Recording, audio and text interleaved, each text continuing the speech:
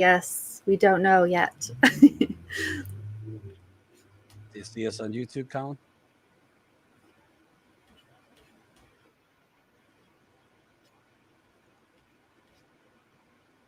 Yeah. Here we are. I see us now. Hello, everybody. Hello, all. Nobody of you. Hopefully, people will start to see us. Hopefully. Wouldn't that be the hope? Nowadays. Hello, two of you. Hello. Nowadays on YouTube, it's like courting an algorithm, a very long courtship to get that audience up. Friday, May 28th, 2021. Guess we could just BS for a minute. Oh my gosh. You sending the text? What a world. Yeah, I'll send it. Yeah, for those of you who don't know what we're talking about, because for those three of you who might not know what we're talking about because you haven't seen our other streams, YouTube was really suppressing us. It's like we're having our hands slapped and worse because I don't know why. Maybe it's our reporting on a certain group of people that have been murdered this past month and longer.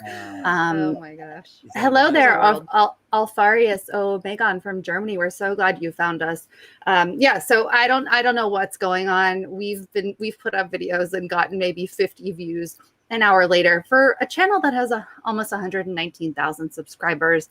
That's not normal. So smash the like button. That will hopefully get YouTube's algorithm to show people that we're live. I don't know. But what you can do to definitely bypass whatever's happening is share us. Share us on your Discord chats, your progressive groups, wherever.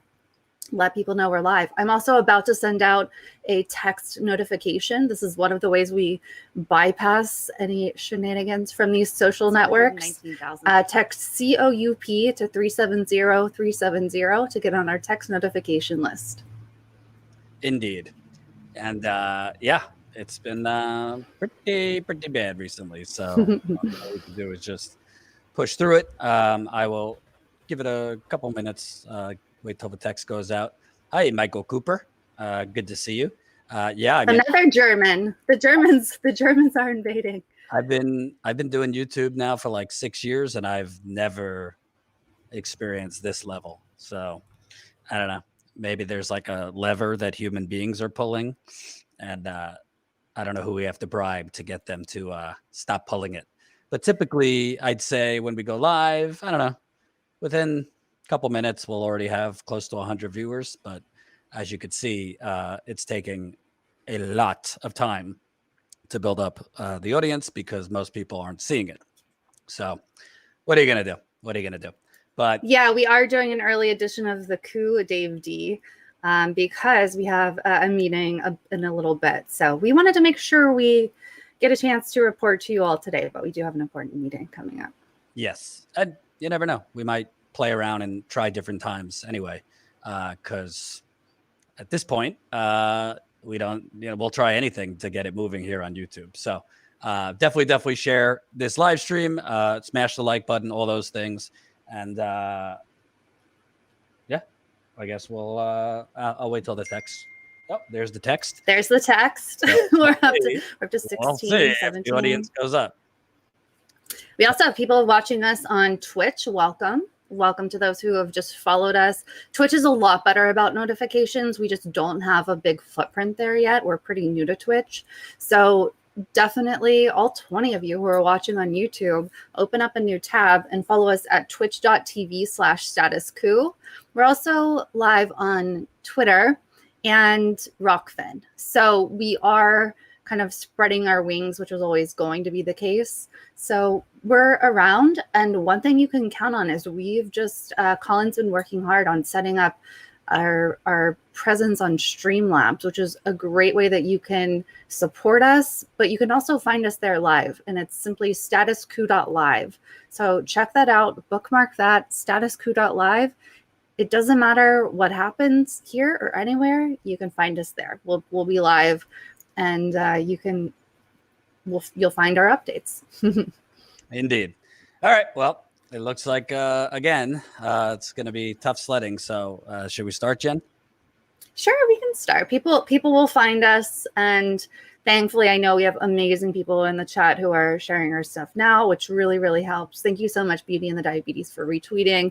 And that's the thing. We have these incredible viewers, these incredible supporters who are with us no matter what, and they see what's happening. One thing I've actually been doing is, as you guys in the chat and on social media have been saying, things like, oh, this is crazy. I see the ads just fine, but your feed is it's freezing, when it's not really frozen, you know, when there's no tech issue on our end or whatever, or I wasn't notified, or, you know, this and that. I've been screenshotting all of these things so we can communicate to YouTube, but also so that we can show other folks what's going on, so that we can kind of compare notes with other progressive media folks like Abby Martin and Mike Figueredo has told us similar issues. Everybody, Secular Talk, Kyle Klinsky has seen similar issues. We've noticed other progressive networks have seen similar issues. So I'm collecting all of that. If you see shenanigans going on with us or anyone else, let us know so we can all compare notes. Yeah. And it's also weird because normally when we send out the text, it immediately gives us a huge influx of viewers, but even sending out the text, it's not doing it. So I'm almost like wondering, like, is the viewer count we're seeing accurate? Because I don't think it is. Already you see 48 viewers, but 50 likes. So you generally don't get more likes than views are showing. But anyway. Yeah, and there hasn't even, you know, you could say, oh, well, some people have left the stream maybe after they like. There hasn't even been time for that yet. Right. So, and I have been collecting information that leads me to believe that the viewer count and the view count on our uploaded videos, I do not believe it's accurate. And we often get information in our back end, and then days later, YouTube will leave a note in our account, in our dashboard, and say, oh, that information, this is obviously a paraphrase, the information that was in your dashboard, in your analytics, was not correct regarding things like money, regarding things like view counts. So they always often say, oh, yeah, we weren't right on that. So I have zero faith in their numbers. Well, and what is this tip jar before we get into the topics, Jen?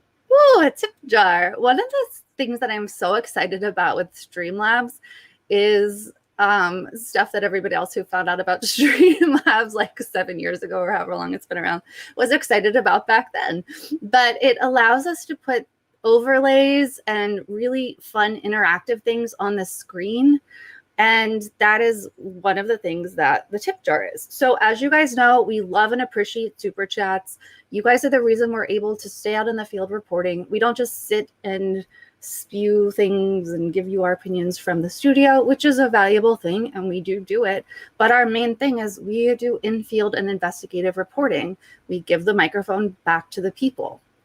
And so we do have a need for additional funding for equipment and actual travel costs and things like that. So we do have, you know, fundraising needs. So going back to the tip jar, what Streamlabs allows is for us to fundraise for things like in-field travel costs, and for us to keep more money than Google does, than YouTube does. They take 30%. Let me reiterate that, 30% of super chats. So while we appreciate super chats, this tip jar allows us to keep more of your hard-earned money that you want to use to support us. So if you go to statuscoup.live, not only can you bookmark that and watch us live there every time we're live, but you can use that page to donate directly to us using PayPal, using your card. Streamlabs has its own secure payment method or payment platform, whatever you want to call it. So you can use your debit card or credit card. So this tip jar, so I've never seen it in action, and maybe it doesn't work this way, but I think when someone donates, it's coins drop down it. I think it's interactive like that. That's what it led me to believe. So when you go to statuscoup.live, Live, I believe that money is supposed to fall down it in some way. In any case, you can see the active, there's like a leaderboard on statuscoup.live where you can see who's supported and who's not. You can be anonymous or not, as far as like who sees who's donated it. And we're going to add more stuff to the live page as well.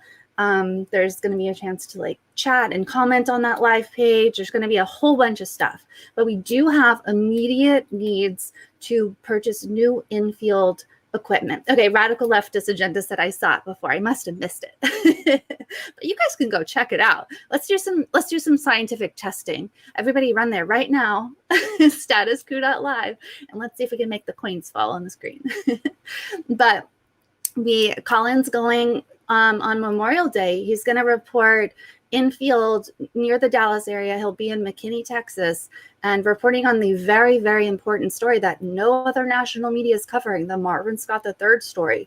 Marvin Scott III, a wonderful, by all accounts, a wonderful family man, a very funny gentleman, a beloved uncle, a beloved brother, a beloved son, was murdered by correctional officers in the Collin County Jail in Texas. So Collin is going to Collin County in McKinney, Texas, for the second time in field, and we need to be able to afford to send him to those things. We are expanding. Collin is with us for as full-time as Jordan has said, as full-time as it gets here at Status Coup. So we have one live view, which is the device that allows us to go live in the field, but Collin's across the country. We're also looking to hire another freelance journalist in the Midwest. So we're expanding. We want to be in more places. If we weren't there to cover Marvin Scott III and interview his sister, as Collin did a couple of weeks ago, nobody would have been. I'm thankful that looking at the GoFundMe that Marvin Scott's family has up, I've seen a lot of Status Coup viewer names on that GoFundMe. If Status Coup hadn't been there to cover that story, that wouldn't have happened. So yes, I will pat Status Coup on the back for covering these stories. But we need the funds to do it. So if you can help us, statuscoup.live, and let's make that tip jar rain coins. And if it doesn't actually do it on the screen, let's imagine it. But we really appreciate your help. I do believe we have had a donation here. Let me refresh my screen. 1 second. Thank you so much to Michael Cooper, our amazing German mod, who we really appreciate. Always there to lend a helping hand, both in the Discord and in the chat. We appreciate you so much. So yes, thank you for your support. We love you guys all as viewers, and there we go. Keep it up. Does it show like I see him, but how do you know that was recent on if you sign into our actual streamlabs.com/dashboard, then you can see who it was and when. Got it. But on the actual like statuscoup.live page, it doesn't show when. Got it. Okay. Yeah. All right. We're new to Streamlabs. We texted like, well, how does this work? Geraldine S., thank you so much for the super chat, $2.99. I love the super chat stickers. They're so cute. We appreciate you. So let's move on to it then. Obviously a lot going on. We'll briefly touch on the commission that seems like the Republicans are filibustering the 1-6 commission, which would be, I don't know, they're talking about it like it would be a 9/11 commission. I'm not opposed to a commission by any means. Obviously, what happened on January 6th was heinous. Shame on progressives who have minimized it. It was obviously, you know what I think about these politicians, but I don't endorse, violence or certainly trying to overthrow the government based on storming the Capitol based on a lie, which was the election fraud. So I'm all for a commission. Do I think it's the most pressing thing in America or the most pressing topic and, huge for our democracy? Oh, it looks like something's coming out of my mouth with balls. I don't think well, that didn't sound good. Oh my God. That, Yeah, Colin, I don't know. The words, people's comments are coming out of my mouth, and then that positioning is, looks oh my looks God. kind of odd. I saw your tweet. This live stream didn't show on my YouTube feed. There you go, James. That's what I'm saying. Oh my God. I just tweeted out at YouTube, why are we with 118,000 followers having like 60 viewers in 10 minutes? And James just said, I saw your tweet. This live stream didn't show on my YouTube feed. I'm going to screenshot that, James. Well, you guys better hurry before Colin changes the positioning if you want that to happen again. No, Just saying. There's balls coming out of my mouth. So I don't know. I'm for the commission, but it's a shame to me that it's gotten the media attention and media coverage it's gotten, because to me, it's just the media and the Democratic Party basically trying to distract from other important issues, i.e. a looming eviction apocalypse, Biden not being FDR, basically abandoning whatever promises he did make during the campaign. They're kind of covering Ronald Greene and, the continued murders of black men, but not the way it should be covered. So I think, it's a bit of a distraction, and I think it's definitely going to be something they continue to beat a dead horse about, as well as Donald Trump's grand jury. So I'm for it, but I'm not for the amount of coverage and attention that is going to it. Yeah, I do think that the commission is important. I know some progressives are against it, but the reason I think it's important is because I think that there's a lot of complicity among the law enforcement, and there was a lot of shadiness to do with how it went down and why it was allowed to happen. And I think that is the part that is so dangerous. So it's not necessarily about that day. That day was heinous. We've covered it a lot. What was allowed to happen that day was disgusting. It makes me so mad when people, including progressives, make fun of AOC and others who've said that they had a traumatic experience that day. Why wouldn't that be traumatic, you absolute psychos? Of course it was traumatic. And if it wasn't for a certain senator, or if they're saying it wasn't, or a congressperson or whatever, then that's fine. But it was for some people, and it's okay for them to say that. And what kind of progressive are you if in, speaking to those people who say it's silly for AOC to say it was traumatic, for you to denounce that, or for you to say, oh, she's just being, and essentially that's what you're saying, oh, she's just being a girl, what a weak girl, or she's just trying to get attention. No. Can you imagine, like, put yourself in her shoes? And now isn't the time to, completely destruct or break down what happened to AOC, although I could go on and on about that. But the fact is that protocols broke down that day, and they broke down for a reason. They broke down for a planned out reason. And that reason has to do in large part to white supremacy. And the fact that white supremacists are in the ranks of our law enforcement, we all know that if those people had been brown, if those people had been black, that wouldn't have been allowed to happen. Something happened, and something happened that we more than just suspect, we have direct evidence for. Something happened that was tied to elected officials. So yes, I strongly believe that this has to be investigated. Does this have to be investigated at the cost of anything else? No. We should be able to walk and chew gum at the same time. So that's my thoughts on that. Thank you, Lana. $25. I agree. Woohoo! I agree, John. Terrible to make fun of someone's trauma. Yeah. I think some people on the left, just, it's kind of like a default thing now. Anything the Democratic Party is for, they're against. It really doesn't matter what it's about. So I don't know. I don't think it's a controversial thing to investigate what happened. Somebody wrote it was an inside job. I think there's credence to that. At first, Absolutely. There's evidence for that. right. So that should be investigated. Were any Republicans involved? We don't know. So it should be. There's evidence for that, for sure. It should be investigated. But I will say, I find it kind of hollow, the media coverage that, this is basic democracy, blah, blah, blah, blah, blah. We don't have a democracy, as we're about to go over.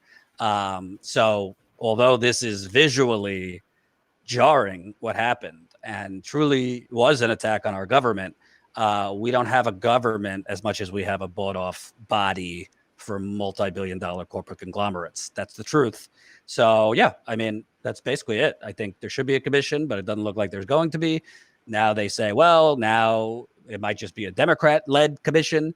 But I think ultimately what it's going to be is marketing and branding and messaging for the midterms. And Democrats are probably going to paper over all the things they didn't do by saying, we put shots in arms, and reminding you about what happened on the 6th, and putting Marjorie Greene Taylor, who's a lunatic and an anti-Semite, in a lot of commercials. And judging by history, they'll probably still lose seats.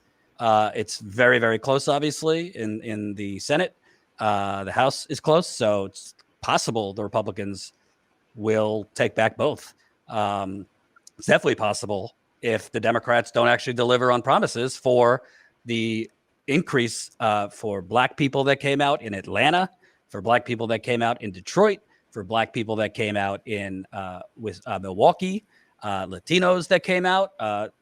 If those, Trump's not going to be on the ballot in 2022, so they could try and keep Trump's image and the threat of Trump, but those people came out. They got rid of Trump, but how are you going to get them out again if you don't deliver them more than vaccine shots and this temporary COVID relief bill? Which brings us, Colin, to the first topic. It wasn't Biden per se, Jen, but Biden's labor secretary basically gave away the game that, there will be no $15 minimum wage. Well, excuse me, there will be more talking about it, but there won't be any action per se on a $15 minimum wage.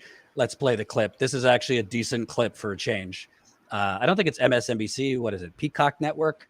Mehdi Hassan, who does decent challenging of politicians on his show on Peacock Network. Let's take a look. Something else that's been missing is a $15 minimum wage, which the president again today said he backs. On Monday, I spoke with your predecessor during the Clinton administration on this show, Robert Reich, former labor secretary, who reminded me that the minimum wage would be $33 an hour if it had kept pace with Wall Street bonuses. It's over $20 if it kept pace with productivity. The president in Cleveland today again talked about a $15 minimum wage, but multiple Senate Democrats voted against it earlier this year.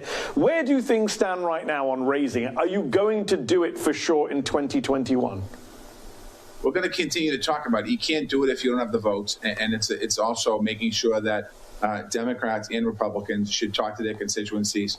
$15 an hour minimum wage is a wage that it can barely raise a family on, but it's certainly it's more than double what the current minimum wage is. We need to continue to have these dialogues. The president has been clear, and I support him wholeheartedly on the $15 an hour minimum wage. I also support him on the PRO Act that he's pushing forward as well. And again, these are all big pieces of legislation that's changing. We've been talking about, I don't believe the minimum wage has been raised since Secretary Wright was the secretary, or it might have been a modest increase after that. So it's certainly long overdue. We need to continue to push this. And again, the American people are supportive of it. I mean, as a legislator here in Massachusetts, I support it. As a mayor, I support the $15 minimum wage in Massachusetts. So again, we're going to continue to work on that. I mean, you say you don't have the votes for it. I understand that point, but isn't it the job of the president to get those votes? He ran on $15. He tried to get it through. These are not Republican votes you're missing. These are Democrats. These are people like Chris Coons, the president's closest ally in the Senate, who didn't vote for the $15 minimum wage when he had the chance earlier this year. Shouldn't a president who believes in it do more than just talk about it? Well, he's doing more than talking about it. There's lots of conversations going on. As I said earlier, the president is a president that inherited one of the largest unemployment number in the history of our country. He's working to get people back to work. He's working to make sure that we're laying down the foundation for, as I said, the recovery plan to respond to COVID-19 and the jobs plan, the families plan. So his agenda is broad and the agenda is wide and the agenda needs to be fulfilled. And again, we're 100+ days into the new administration. So he has an ambitious agenda with a lot to do, and we're going to continue to work. And I'm personally going to be working hard to make sure that we can continue to push to make sure we get a minimum wage, make sure we get the budget passed, make sure we get the American Families Plan and other things. So he has an ambitious agenda with a lot to do, and we're going to continue to work. Be working hard. Oh boy. Oh. So yeah, a lot of conversations going on. Definitely going to talk about it. I do like that he admitted you could barely live on a $15 minimum wage. So we're having conversations about giving people something you could barely live on. Like, how's that for building back better? And this was the supposedly progressive labor secretary that he put in rather than Bernie Sanders. But I mean, it's really, you know, Democrats went after Mitt Romney as a flip-flopper. You know, Biden, what is this other than flip-flopping? If you got one structural change out of Biden, one, the best chance was a $15 minimum wage because that's what he said. But he can do it right now. The Democrats can push it through. All he would have to do is wrangle a couple Democrats, shame them publicly. Joe Manchin, it does seem, when cornered and when specifically cornered in West Virginia, people who used to work for AOC created a PAC that went on the air with radio ads in West Virginia against Manchin for being against the $2,000 checks. And then he started moving away from that position. But obviously, he could, they said, the Senate parliamentarian says we can't do it through reconciliation. Then why aren't they trying to do it as part of the infrastructure bill? Or why aren't they trying to do it as a standalone bill? They could attach it to anything, the defense budget, and try and put it through with 51 votes using reconciliation. They already said we're not going to use any more reconciliation bills for the rest of fiscal year 2021, meaning that the first time you'll be able to get another reconciliation bill would be in the fall. I mean, there's no urgency, and he's saying what $15 minimum wage is, you could barely live on that, and it wouldn't even go into effect for 5 years. It's disgusting. It's absurd. And Biden, other than Mehdi Hassan, is not being challenged on it whatsoever. It's really telling that they'll outright admit that if it had kept up with Wall Street bonuses, that it would be over $30 and inflation would be well over $26. But it's still only, we need to keep talking about it. And that's to give themselves wiggle room. They don't want to make any promises, not that they have any qualms about breaking their promises anyway. We all remember that after Biden promised the additional $2,000 for COVID relief, that turned into $1,600. And, we meant, you had already gotten, the other money, and they sent a letter justifying that. So we know they have no qualms lying and backtracking, but now they've taken it to a level where they will admit the problem to get the MSNBC watcher, the NBC watcher, or the Peacock watcher, or whoever, which is all the same under the same umbrella, to nod along and say, oh yes, these things are bad. This is bad. Oh, they're going to keep talking about it. How great. But the average comfortable person who isn't living paycheck to paycheck and who doesn't have to work at Chick-fil-A, or who isn't working at the Whole Foods in the gentrified area and isn't a Black or brown person and doesn't have to think about the fact that they're working at the Whole Foods and can't, working 40 hours at the Whole Foods and still can't make a living. That's all that person has to do. That's all the watcher has to do is, oh, great, here Joe Biden's in office now, and his labor secretary is saying good things. They're still going to think about it. They're admitting that there's a problem. Great, things are going fine, because they don't have to live that life. They don't have to sell the $9 chocolate bar to the rich person that's taken over their neighborhood. They don't have to deal with it. And so Joe Biden's people, they're all about saying the right things and doing nothing. And this is just another example of that. And also, I want to make a point, Colin, if you could show the CNBC article. Biden goes on offense against economic critics, argues rising wages shows his agenda is working. So basically, Biden did a speech yesterday defending his economic policies, whatever those are. He said the bottom line is the Biden economic plan is working, he said in Cleveland. We've had a record job creation. We're seeing record economic growth. We're creating a new paradigm, one that rewards work, the working people in this nation, not just those at the top.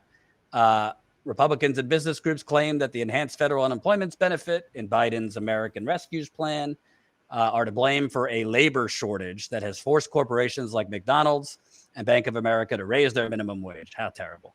Some economists fear increasing wages could lead to further inflation. Biden flatly rejected this view. Quote, when it comes to the economy we're building, rising wages aren't a bug, they're a feature. The president went on to renew his call for Congress to raise the federal minimum wage to $15 an hour. Again, like he has no agency in the matter. And I don't want to minimize the fact that some companies have increased their wages, Jen, but the reality is the reason that they've increased their wages is because for once, workers have had a choice not to go back for shit wages because they've had the temporary unemployment. I was texting with Steve Grumbine, friend of the show with Real Progressives, who said, yeah, I mean, think about the unemployment.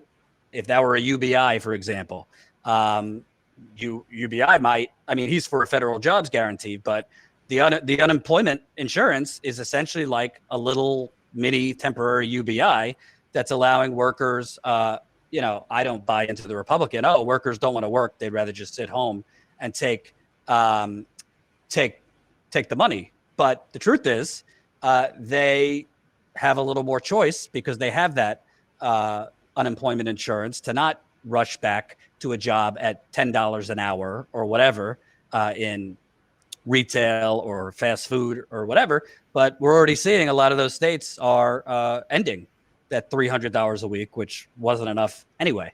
So yeah, some of these places have increased the wages. Once that temporary relief that the New York Times and CNN and MSNBC made into the New Deal, the COVID relief bill, once that's gone, I mean, there's no leverage for working people because we still don't have a real union movement in this country, and they're not going to have unemployment or stimulus checks or anything like that to fall back on. Right. Thank you. Oh, I thought you were continuing to read. I'm sorry. No. Yeah, I think you're right. And you'll see the right wingers coming out with these charts or whatever saying, oh, you know, no one's going back to work. They're all just, this is why social programs don't work. This is why social programs aren't good. All of these people who were receiving unemployment are just sitting at home on their asses now. They don't want to go back to work. Restaurants can't find anybody to hire. And it's like, yeah, of course. First of all, a lot of that is total BS. Second of all, in the cases where it is not BS, why wouldn't any person who needs to stay home to take care of their children, you know, why would someone go into work to make $350 that week when they could stay home for $300 that week and not pay for daycare when they're a struggling single mother or some situation like that? Right. Why would that be a negative moral thing to point to for a Republican? That should be a negative moral thing to point to for not necessarily the small business owner or whatever, but for the entire system.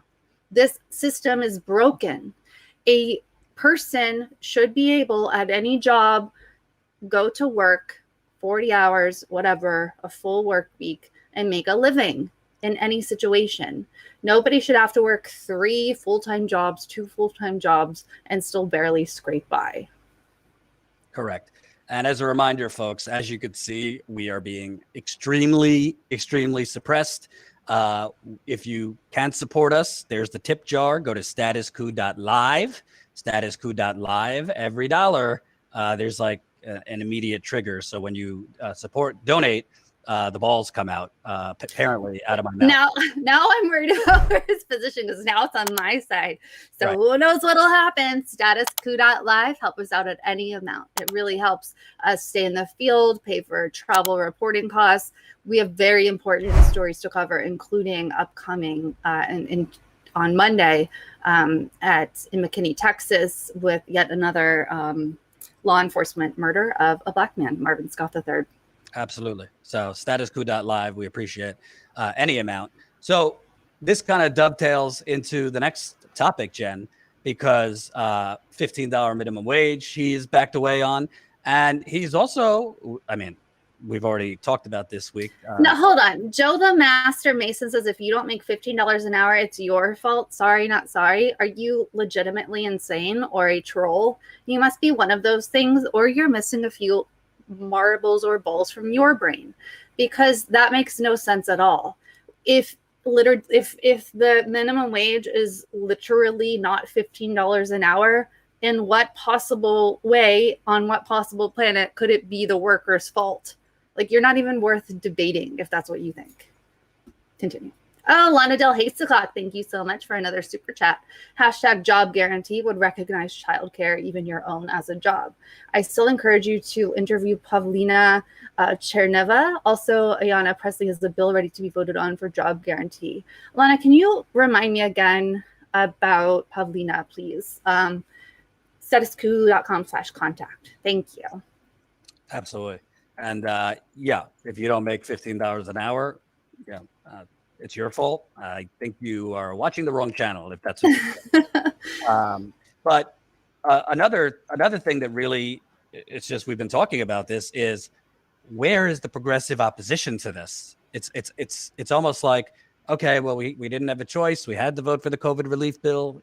So even though he took out $15 minimum wage, but now, I mean, no, it's going to happen to me. Did it already. Where is the opposition that he's moved away from the $15 minimum wage?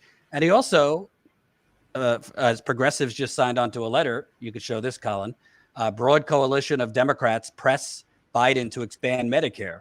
Over 150 House Democrats are pushing the president to include a plan in his infrastructure package to lower the eligibility age, expand benefits, and negotiate drug prices. A broad coalition of Democrats from across the ideological spectrum plans on Thursday, so yesterday, to begin what it promises will be a noisy and sustained campaign to pressure President Biden to include a major expansion of Medicare in his infrastructure package. By the way, this major expansion of Medicare is lowering the age by 5 years to 60. That's the major expansion.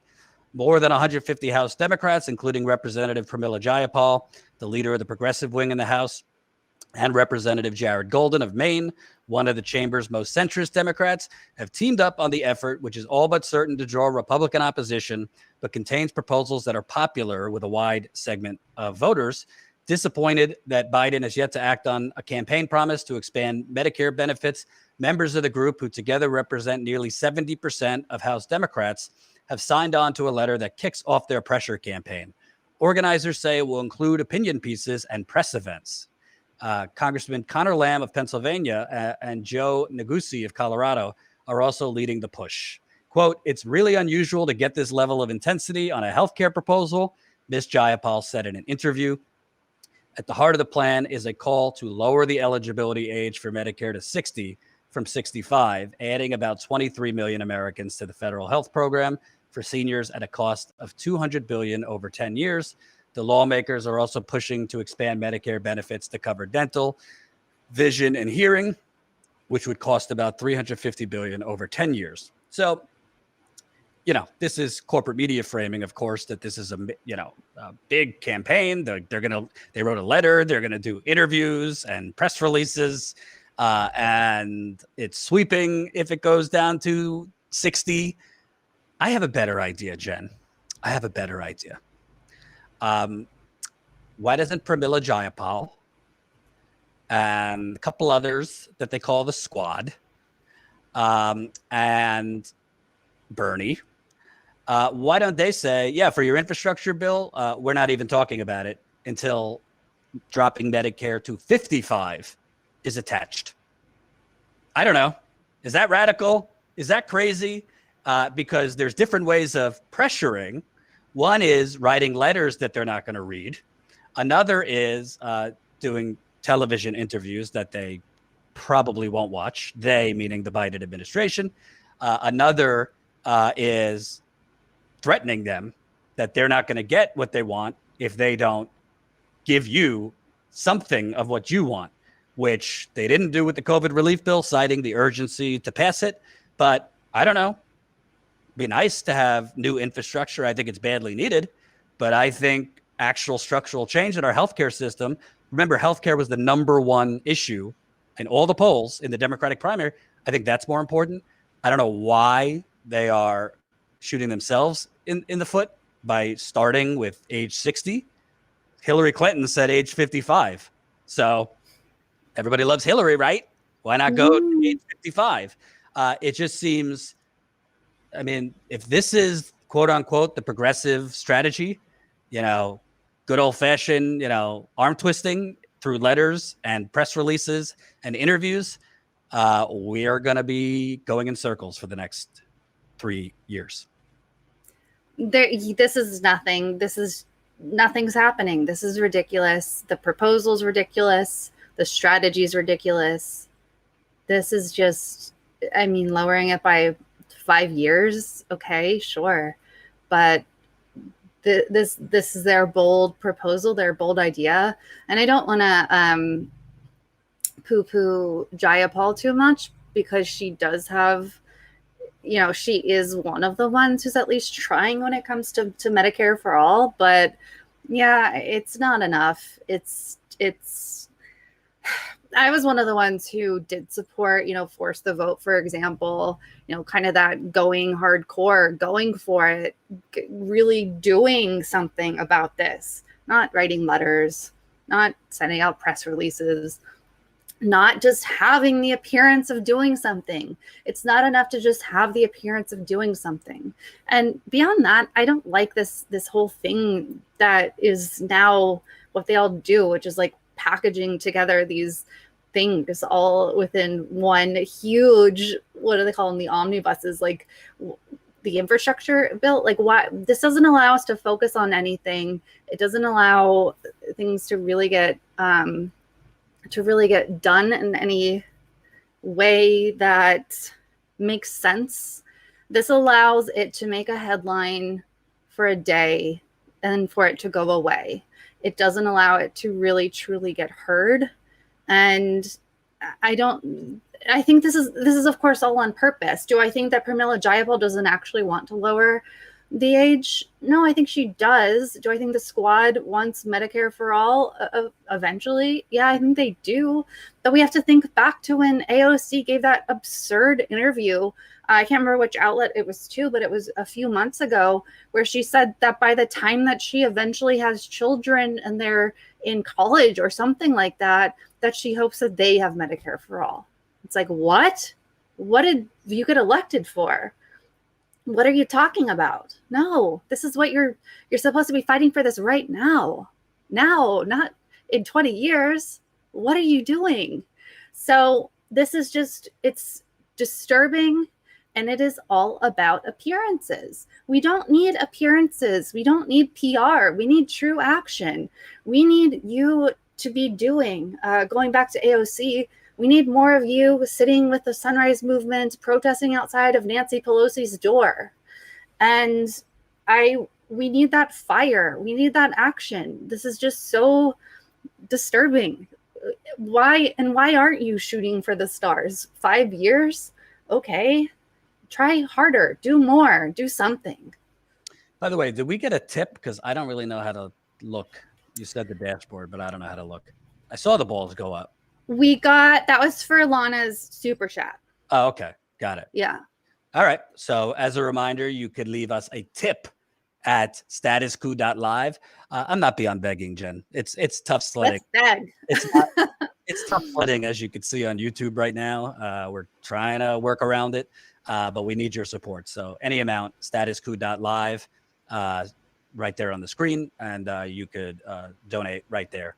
I think you could donate several different ways, including PayPal. So PayPal and cards. Art, I'm sorry that you're struggling so much. I want to tell you that that is just your brain tricking you. I've been through that, and it is just your brain tricking you. We are all here for you.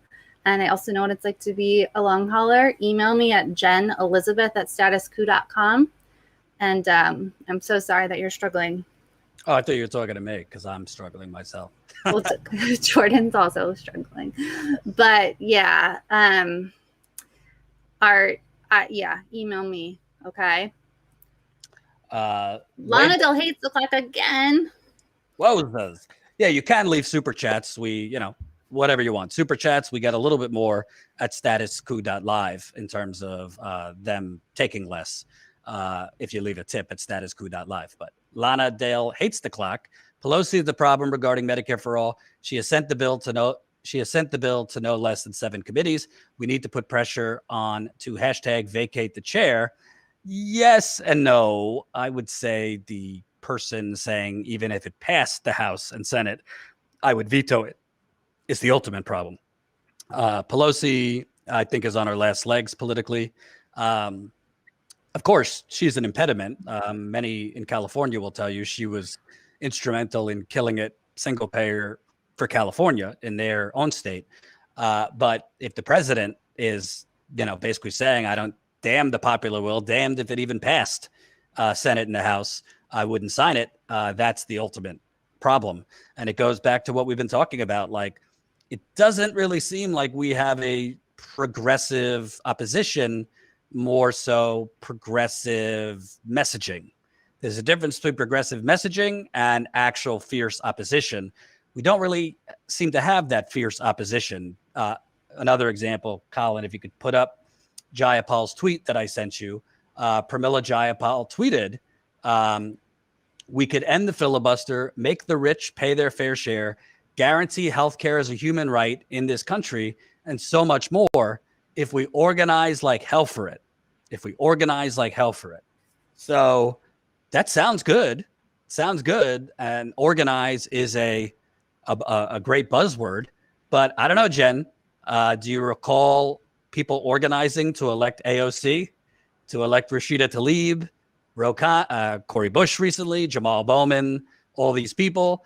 We have the numbers now, not to get everything we want, but to hold up Pelosi's agenda, Biden's agenda, and demand concessions. Manchin has no problem playing it that way. Sinema has no problem playing it that way. McConnell just played it that way to get Republicans to fall in line to block the January 6th commission. So, I don't understand. Like, what are we going to, how are we going to organize more? In what way? To get more progressives elected? That's great. But like, what's the difference if you have 5 to 10 more progressives added to the existing if we already have the numbers to block certain things? So I'm all for organizing, but I don't particularly know what she means, because even if we end the filibuster tomorrow, it doesn't seem like you have a Democratic Party that urgently wants to pass the $15 minimum wage. I mean, the problem with the $15 minimum wage was not the filibuster. The problem was the president preemptively saying, oh, no, we can't do it through this bill because some unelected phantom parliamentarian says so. And then 8 Democrats voted against it in the amendment Bernie put forth. So it's all theater. And like Jen said, does Jayapal want it? Yeah. Does the squad want it? But I think they've just been conditioned to try and persuade their colleagues nicely and try to, a pressure campaign on Biden. And that's not how these people respond. That's not how these people only respond if the incremental bullshit they want to do is threatened. So I don't know your thoughts, Jen. Yeah, I completely agree. Yeah, I don't know. I think it's going to take, like I said before, it's going to take pressure. It's going to take severe action that actually gets attention for a reason, not a little letter that's signed by some folks, not a little PR campaign that goes away. It's going to take real action. So we have to pressure people to do that. And you know who tried to do that was Jimmy Dore.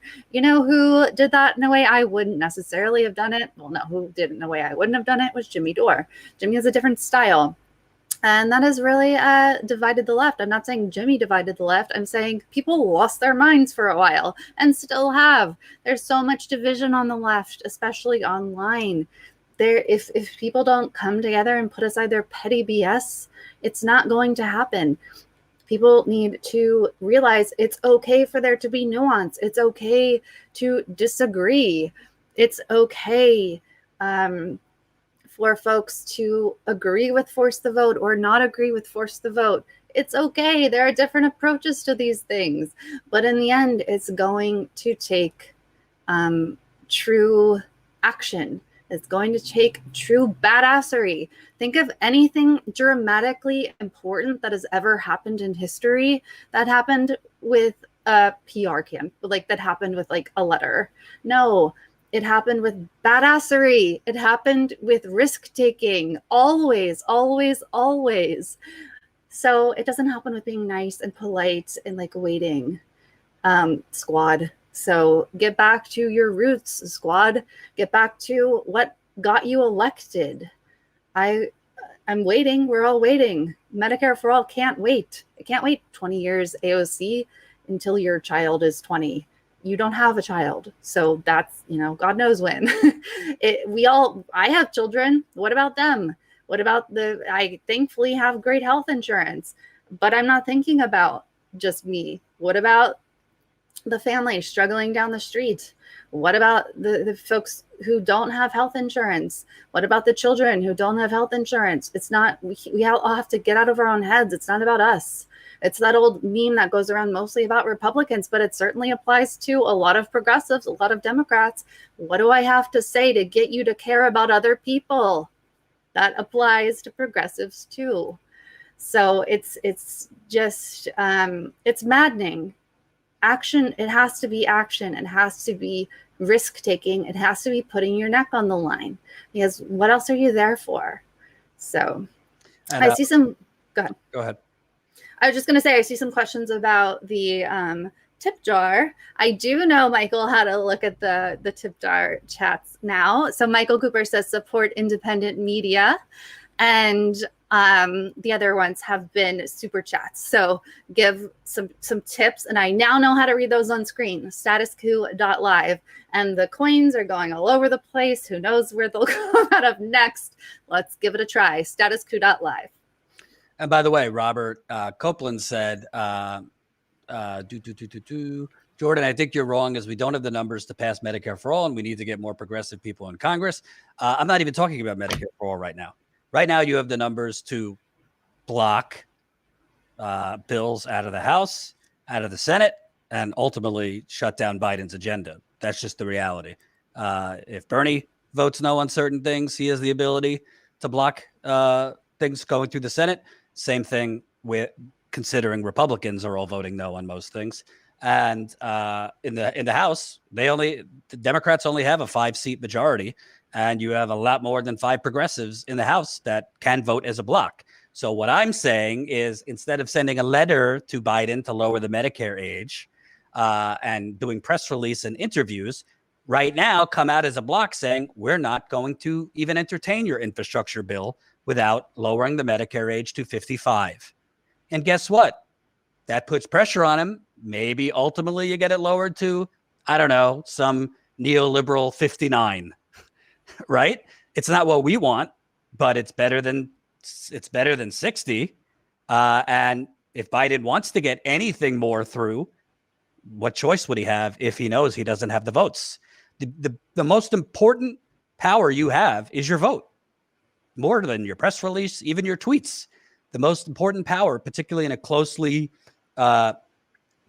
divided Senate and House, is your vote. And right now, progressives are not using it. And I truly don't know why. And even, Susan Sarandon, who campaigned for AOC, and others are starting to question, not, hammering them as frauds and sellouts, but asking, if there's a strategy, please fill us in, because I don't see a strategy. I see a lot of messaging and tweeting, but not hardball politics. And, it's unfortunate. And I'm tired of hearing the word organizing. We organized to get these progressives in. Now these progressives need to use their power as a voting bloc to get some concessions. Even if it's something as small ball as lowering Medicare to 60, that is progress, you could say. $15 minimum wage, to me, should be top priority, because that's what he said he would do. And he's barely talking about it. So I think, Jen, we have time for one more story. Sure. So let's move on to this story about Tamir Rice. Tamir Rice's mother fights to keep a former officer who fatally shot her son from getting his job back. So if you remember Tamir Rice, back in 2014, 12-year-old boy who was shot on the spot within seconds by a Cleveland police officer. He had a toy gun, but the police officer, as soon as he showed up on the scene, shot him dead. Well, that 12 years old, by the way.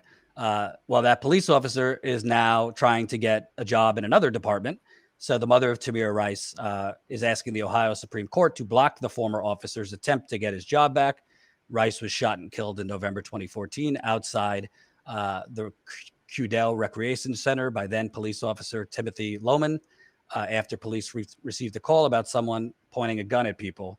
The caller had told the dispatcher that the gun looked fake, but the information was never relayed to Lohman or his partner. Video footage of the fatal encounter showed Lohman, who is white, fired at Rice within seconds of getting out of his squad car. Rice died the following morning at Cleveland Hospital. A Cuyahoga County grand jury declined to bring criminal charges against Lohman, who had been with the Cleveland Police Department for less than a year at the time of the shooting. He was fired by the department in May 2017, but not for killing Rice. The police department said it let Lohman go because he had lied on his job application. So he's not the first officer, Jen, after killing a black man, in this case a 12-year-old, to get a job in another police department. But it's pretty heinous. And I would say, what has changed from 2014, where that cop immediately on the spot shot him, no efforts at de-escalation, and what just happened with Andrew Brown in North Carolina, when these police officers showed up as if they were, playing Call of Duty on the back of a truck. And he was in his car, and he backed away. He did not drive into officers. He was trying to drive away, and it all happened within seconds. They started shooting him several times and shot him in the back of the neck and killed him. What has changed? But it's pretty egregious that this mother, 7 years later, is still having to fight to get her son's killer to not be employed elsewhere. It's unbelievable. Well, I always backtrack when I say something like that. I want it to be unbelievable. It is completely believable that this is happening. Why? We always say this too. In any other job, this would not happen. In any other job, if you accidentally murder a child, you're done for. You're in jail forever. Or you should be. And cops seem to be able to act and do whatever. And not just seem to, they are. Qualified immunity. They're allowed to get away with whatever. They're allowed to get away with everything.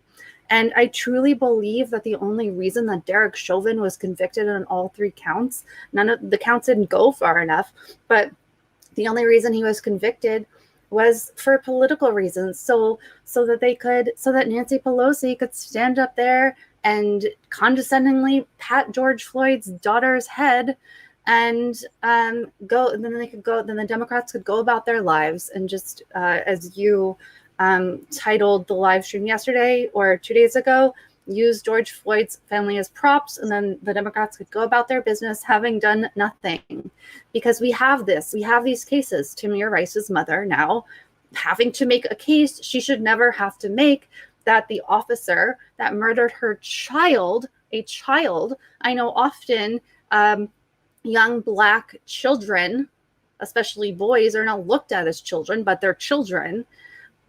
So that the officer who murdered her child shouldn't work in this field or any field. He should be in jail, but she's pushing for him to not work in this.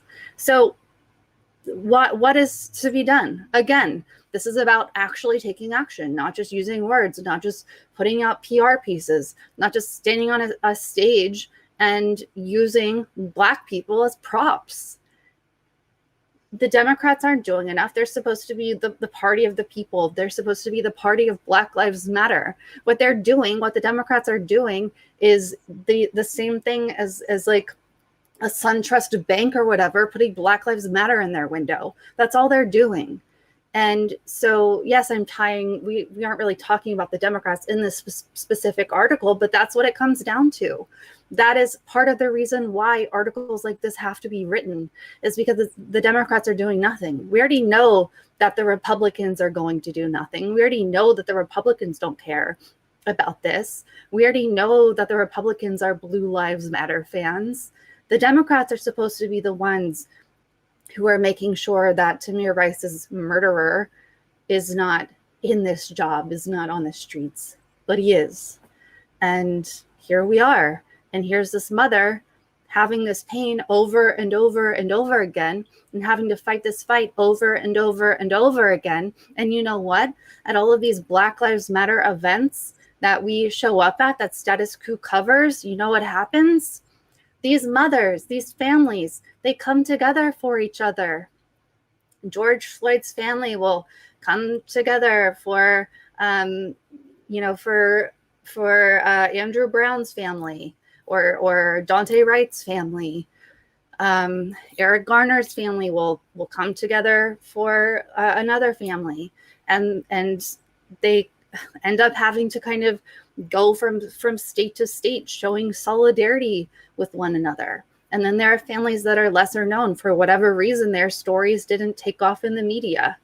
And so it ends up being like Marvin Scott III's family is definitely getting support from their community and other families that have had their family members murdered at the hands of police, but they don't get the huge press gaggles. They don't get the huge media stories and media attention. And they've said, they're daily fighting for this. They're daily struggling. And Tamir Rice's mother, 7 years later, it goes on and on and on. And then there are more deaths. Breonna Taylor's family doesn't have justice. And by the way, Biden ran on changing the criminal justice system and, atoning for the sins of the crime bill and police reform. And as Jen and I covered the other day, the George Floyd Police Justice and Police Act, they're actively watering down now for fear of being billed as anti-police for the midterms. So they are basically moving ahead without qualified immunity, without ending qualified immunity, which would be the biggest thing to deter this endless executions. If police officers actually could face civil penalties for killing Black men, just like doctors can and other lines of work if they kill someone. They are, as we covered the other day, making it even more difficult there's various things that they're doing that are making it more difficult to go after police in any manner. And they're tinkering around the edges like they always do. And at a certain point, we kind of saw it, like some Black leaders came out when Biden was running and saying, what are you going to do for us? At a certain point, I'm not Black, but like at a certain point, you're going to just get the numbers you got for Hillary Clinton with less Black people coming out and you losing very narrowly because you're not doing anything for Black people. So it's terrible. It's terrible. And then you have what's going on with Ronald Green, Colin, if we could just show that clip. Go ahead.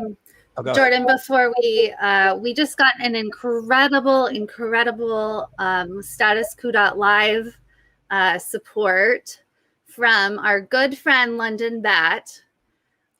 Absolutely stunning. Thank you, London Bat. We love you so much. 500 pounds. Wow. Saying fuck YouTube. Also, hello there and don't despair. Ooh, I'm a poet. Keep your chin or pecker up, as well as a stiff upper lip. Keep calm and carry on, and all those British things. We're all with you. Thank you so much. Love across the pond. London Bat, you just rescued our week. So thank you so much for that incredible donation.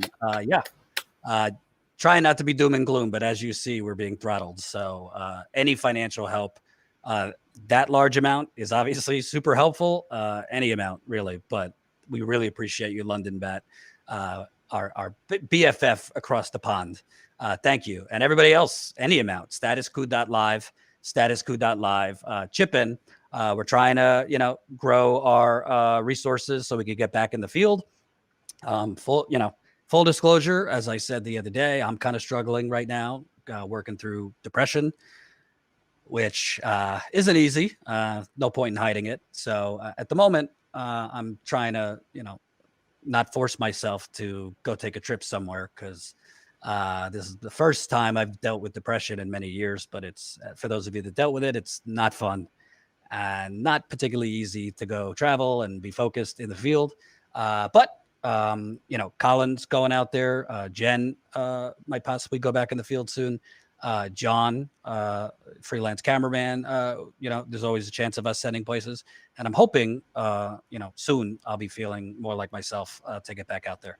But I just wanted to show because the injustice with Tamir Rice and this police officer still being able to potentially work in another department. Let's take a look at, this is just a insane cover up and corruption going on in Louisiana with Ronald Greene, who there was protests yesterday, press conference.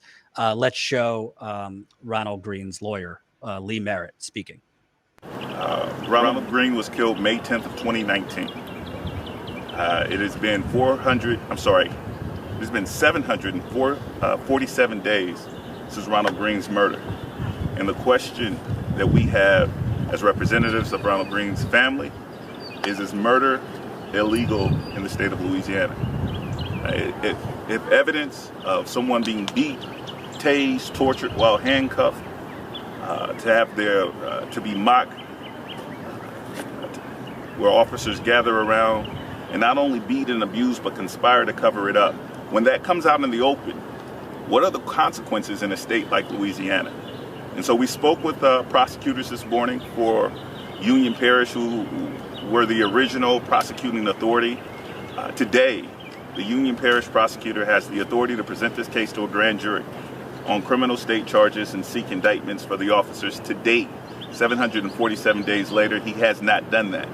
When we met with his office this morning, they encouraged us that they were just getting access to all of the evidence in the last 3 weeks, and that they are as quickly as possible going over the evidence so that they can present it to a state grand jury. And they reassured us that the Union Parish authorities would seek criminal accountability for these officers in due time. Time is well due. We are over time. We are 2 years later. And so their answers were frustrating for this family. It's frustrating to be told to wait just a little while longer as they gather evidence, as they review the facts, as they check with the authorities.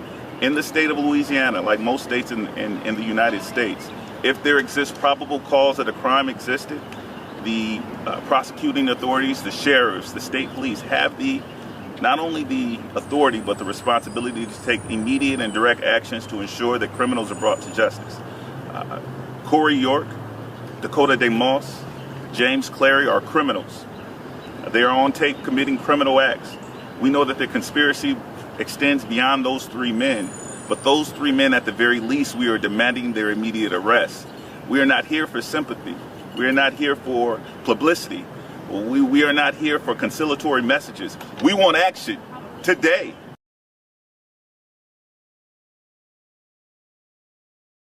immediate arrest. They're not here for sympathy.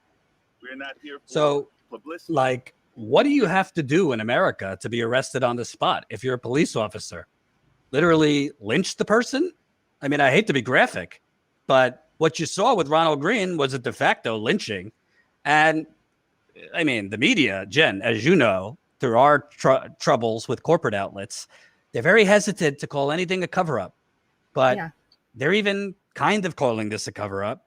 Yet it's kind of just like, oh, yeah, we're investigating. Well, what about the fact that you've known about it for 2 years? What about the fact that one of the top officers on the ground there withheld his body cam for 2 years?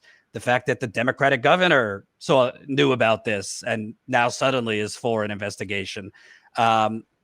Where's the questioning? Well, how many other Ronald Green situations are there? Maybe we need to have a federal Department of Justice investigation looking into all police departments to see what's the percentage of body cam footage of incidents like this that have never been released? I'm not trying to compare, but why is it not the same response that you got with George Floyd? Because it's, to me, equally as egregious. They lied that he got in a car accident. There's lie after lie after lie after lie, yet no arrests. And I don't really see I don't really see that much from Democratic Party politicians. I don't even why is the default? Oh yeah, we need to have an investigation. What is there to investigate? It's right on camera for you. And the credit to the AP, we already know that they lied about multiple things. So sure, logistically and for subpoenas and for charges, you need to have an investigation, but it shouldn't be a very long investigation.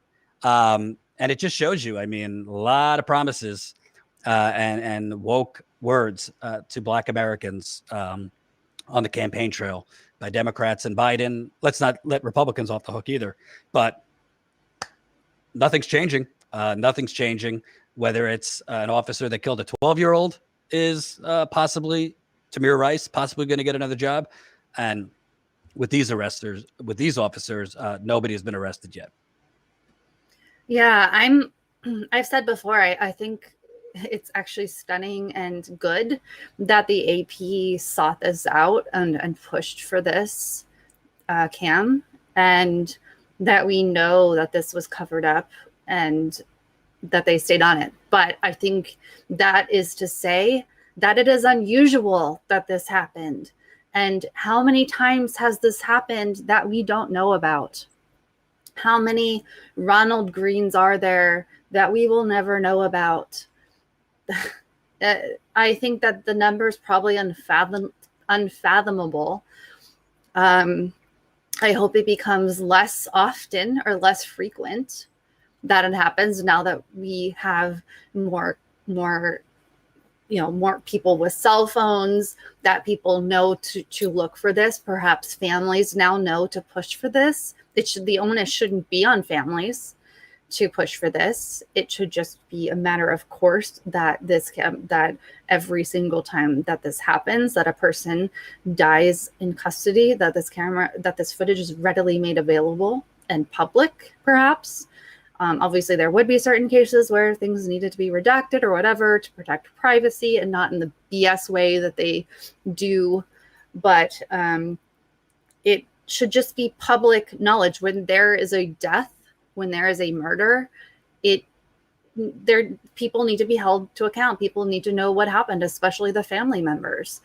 So I think it's good that, Ben Crump and Lee Merritt are on these cases.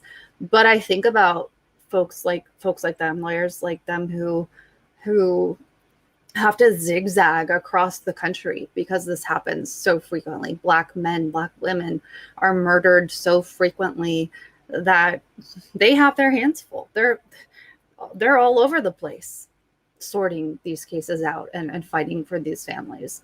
And I don't know, is it going to become more common for the AP and for other corporate outlets to dig into stories like this? Did the AP have a different motive? Were they trying to create a new, I don't want to be too skeptical, but were they trying to create another case that they could write about all the time for clicks? I don't know. Did they really care? I don't know. Hopefully. But that's the thing. We at Status Coup are going to always stay on stories like this. We want to figure out in every case we can where families suspect that their family member was murdered in a case like a Robert Greene or like a George Floyd. So cops can't keep getting away with this, and they know now that they can get away with this. They know George Floyd wasn't a turning point. And they know that George Floyd was a sacrificial lamb. So it's very depressing. I can't imagine what it's like to be a Black person in America who has this constant trauma that when I was, well, it was John who captured this, but I put this on one of my live streams, and it really, really touched me, where there's someone who comes in from Philly and she daily deals with the grief of those in the Black community and their trauma. And she specifically arms people with how to prepare yourself to deal with this trauma that is going to be there, that you're going to have to deal with as a Black person. And so to think about how she, as a social worker and grief and trauma expert, has to prepare herself and what she's had to immerse herself in, and then how she trains children, Black children, and the Black community in Philadelphia. It was just stunning to think about and very fascinating to listen to her. I'm going to find and post that link again and share that with you all again, because that interview that John captured, or that speech, was fascinating and very important. But that is what is happening constantly. Black people are getting murdered at the hands of police, and we don't know about it. We're horrified, of course, because we have hearts, you guys have hearts, that these murders are happening. But how many don't we know about? Right. And we want to find out. Like, we want to find as many as we can and expose them. Absolutely. And I would argue we've been in the field just about more than anyone, particularly, definitely corporate outlets, but independent outlets too, covering these stories. Even before George Floyd will continue. I could only imagine how frustrating it is for those lawyers like Lee Merritt, who continue to have to go around the country, Benjamin Crump. It's frustrating for us as journalists, having to cover the same thing over and over again with not a lot of change, but it doesn't even pale in comparison to the families and the living victims, the friends, the families, the communities that have PTSD and live in fear from being, sitting targets in America just for being Black. So we'll definitely stay on Ronald Greene, what happens with that officer who killed Tamir Rice. Before we go, let's see, Jen, did we get any other tips? I don't know how to look yet. Let us see here. 1 second. We got a $5 super chat from Philip Blair, recommending to you the book Feeling Good by Dr. D. Burns, and saying that, I don't see the full message here, but saying that a study found it to be very, very effective for depression. Could you email that? statuscoup.com/contact. statuscoup.com/contact, because I will forget that. So definitely send it to us and I'll take a look. statuscoup.com/contact. And then Jean Genevieve donated $4.99 through Super Chat. Thank you. Saying thanks again for providing coverage on this. Of course, and we wouldn't have it any other way. It absolutely needs coverage. And then Andrew List 320 donated $9.99 through Super Chat. Thank you so much. Saying happy Memorial Day weekend. I know you're fed up, but you got to keep your head up. From Tupac. Why, thank you. Well, if you look at our, we got 150 viewers, but 217 likes. Isn't that interesting? Oh, what a world we live in. But yeah, we will keep our head up. We're trying our best, and hopefully this current surge of suppression on YouTube kind of evens out and we could get back to, more realistic viewership, because it's our viewers being hurt because a lot of our viewers probably don't even know we're live or even when we post videos.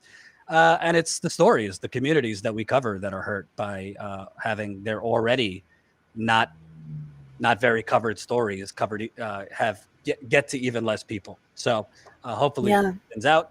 Any parting words, Jen?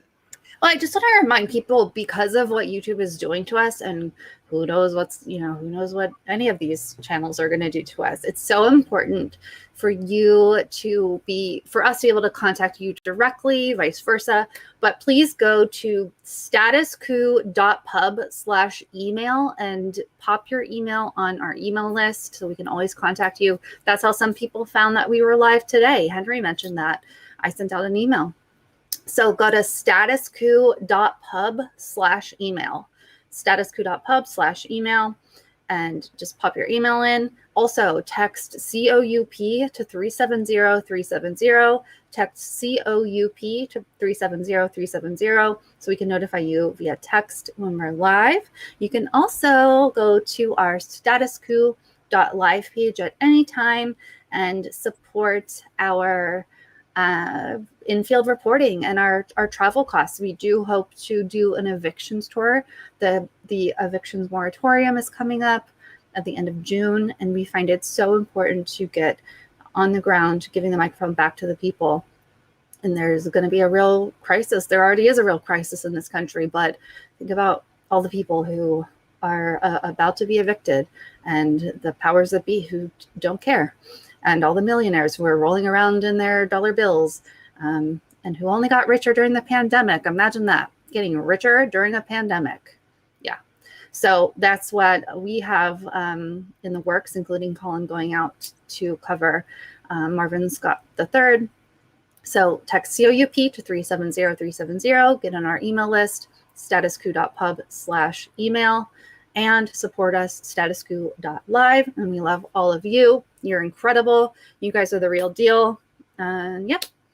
Good stuff. Robert Copeland asks, how many members do we have now? We are at 1,885. 1,885. So, of course, that's our main model. So we appreciate all our paid members. You could become a Status Coup member. We really need it nowadays for as low as $5 a month. Statuscoup.com/join. Statuscoup.com/join. And I think we're going to try to do our members call next week, Jen. So definitely join statuscoup.com/join. Our members call is what we do once a month, sometimes twice a month through Zoom with our members. It's always a lot of fun. We're going to try to do it next week, I think. So definitely sign up, statuscoup.com/join. And we will see you next week. Bye-bye.